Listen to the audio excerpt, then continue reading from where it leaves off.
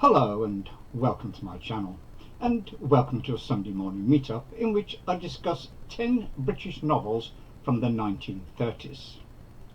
The 10 novels I have picked represent each year of the 1930s from 1930 to 1939. Book number 1 was published in 1930. Rogue Herries by Hugh Walpole is the first book in the Herries Chronicle. The Herries Chronicle comprises Rogue Herries, Judith Paris, The Fortress, and Vanessa. Two later Herries books were The Bright Pavilions. After having read and enjoyed the first book in this series, set in the Lake District where my wife and I have holidayed several times, I thought that I was set to enjoy the rest of the series. But Judith Paris turned out to be a huge disappointment. It was just so dull, prosaic and boring that I DNF'd it and then took the whole lot to a charity shop. Described on his first publication by John Buchan as the finest English novel since Jude the Obscure, Rogue Herries tells the story of the larger-than-life Francis Herries, who uproots his family from Yorkshire and brings them to live in Borrowdale, where their life is as dramatic as the landscape surrounding them. Proud, violent and impetuous, he despises his first wife, sells his mistress at a country fair, and forms a great love for the teenage gypsy Mirabelle Starr. Alongside this turbulent story runs that of his son David, with enemies of his own, and that of his gentle daughter Deborah, with placid dreams that will not be realised in her father's house. I can thoroughly recommend this first book in this series. The biggest mistake that the author made, in my opinion, was to kill off the most interesting character he had created, Rogue Herries. It just all goes downhill after that. But what happens in Rogue Herries is, but you'll have to read the novel to find out.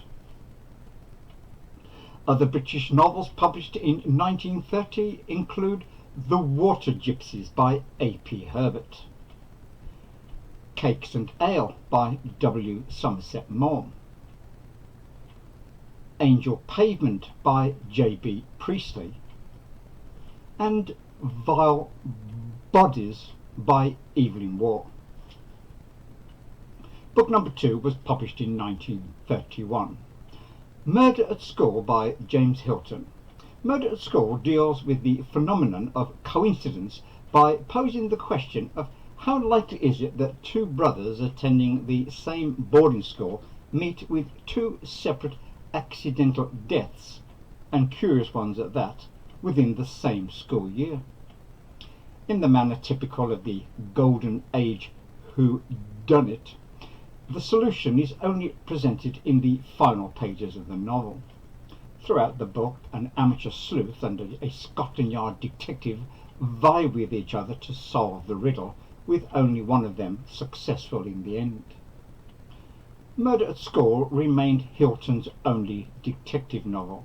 He is better known for Lost Horizon and Goodbye Mr. Chips, which was made into a superb film starring the marvellous actor Robert Donat. Other British novels published in 1931 include Map and Lucia by E. F. Benson, Hatter's Castle by A. J. Cronin, which was the debut novel of this author. He is better known for The Citadel and also for Country Doctor, which was adapted for British radio and television as the much-loved Dr. Finlay's Casebook. Afternoon Men by Anthony Powell, the debut novel of the author best known for his 12-volume Dance to the Music of Time. And The Waves by Virginia Woolf, her most experimental novel. Book number 3 was published in 1932. Brave New World is a dystopian novel by English author Aldous Huxley, written in 1931 and published in 1932. Largely set in a futuristic world state of genetically modified citizens and an intelligence-based social hierarchy, the novel anticipates huge scientific developments in reproductive technology, sleep learning, psychological manipulation, and classical conditioning that are combined to make a utopian society that goes challenged only by a single outsider. The novel is often compared to George Orwell's 1984 and has tended to be overshadowed by this more famous work, but I prefer Brave New World. Other British novels published in 1932 include Cold Comfort Farm by Stella Gibbons, Stumble Train by Graham Greene, The Narrow Corner by W. Somerset Maugham, and Black Mischief by Evelyn Waugh. Book number 4 was published in 1933. The Forbidden Territory was Dennis Wheatley's first published novel and was an instant success. It was translated into a number of languages, and Alfred Hitchcock quickly bought the film rights. The Duke de Richelieu receives a letter that is a code from his missing friend, the young American Rex Van Ryn, who, while hunting for treasure lost during the Soviet takeover of Russia, is now in prison somewhere in that vast country. He shares the letter with another young friend, Simon Aaron, who agrees to accompany him to search for their friend.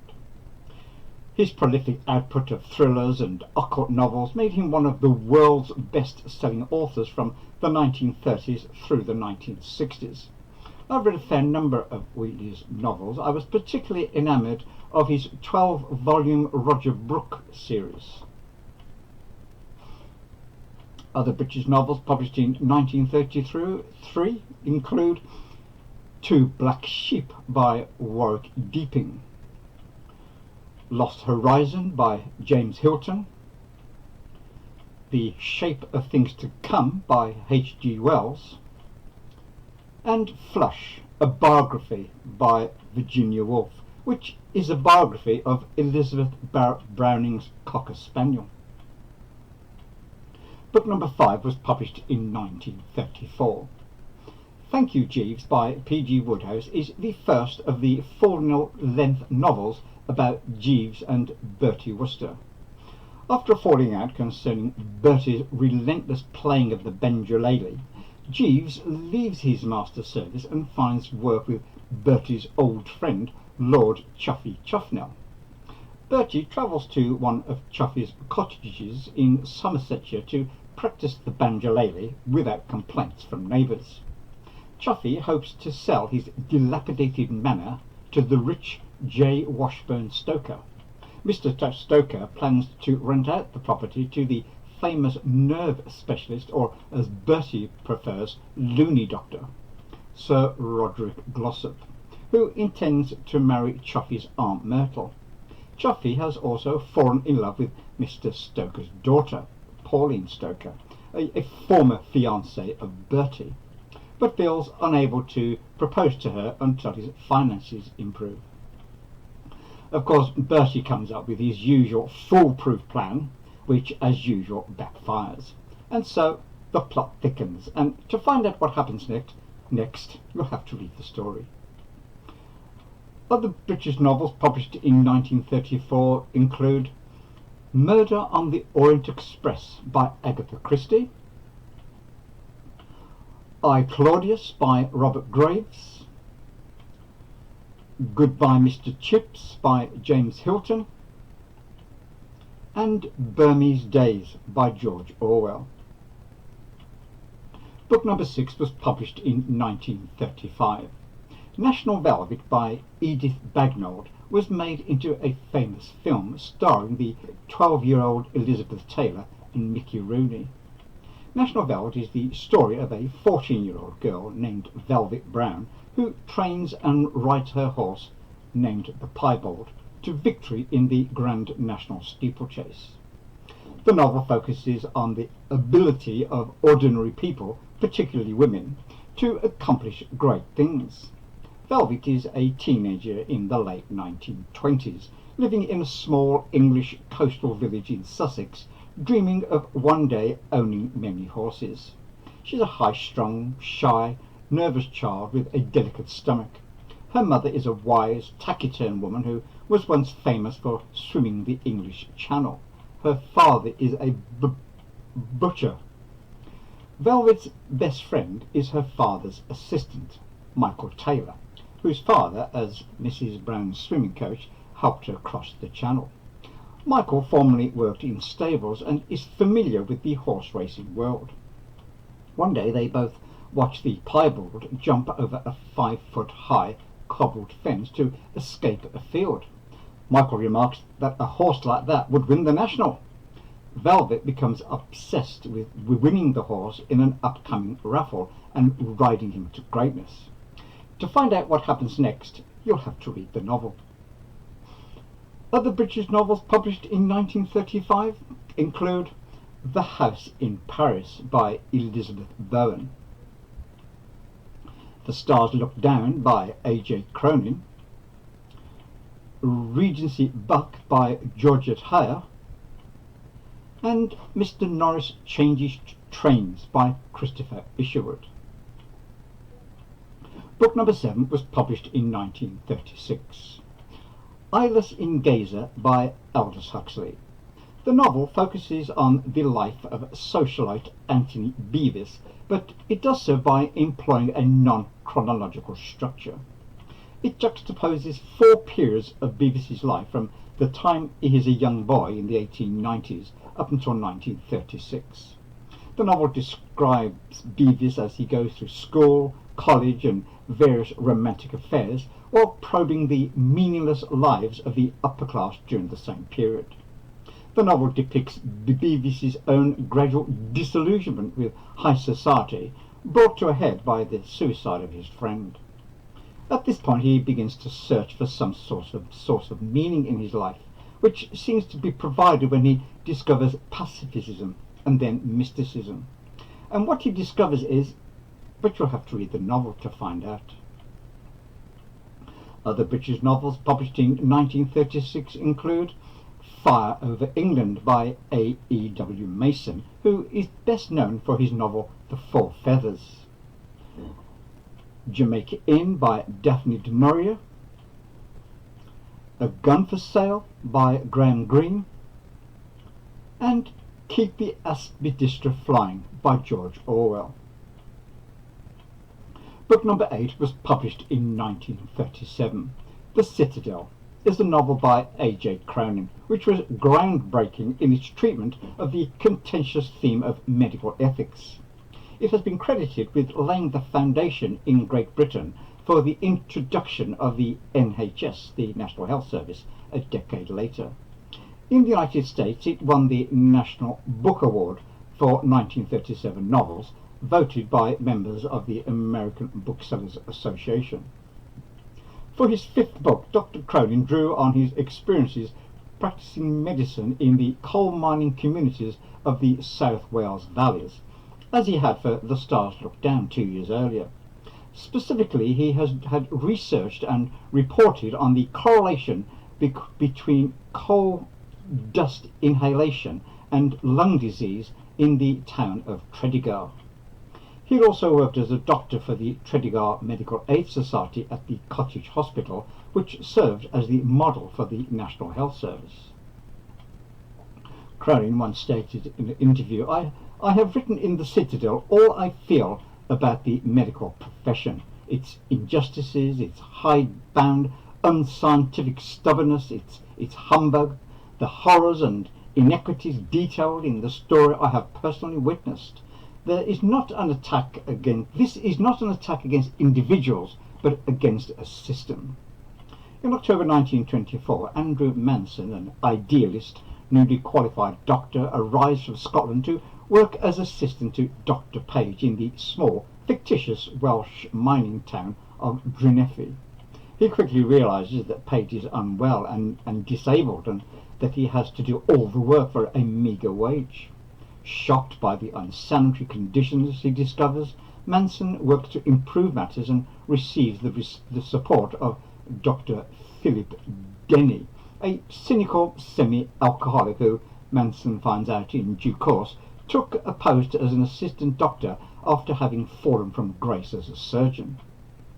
Resigning, he obtains a post as assistant in a miners' medical aid scheme in Aberalour, a neighbouring coal mining town in the South Wales coalfield.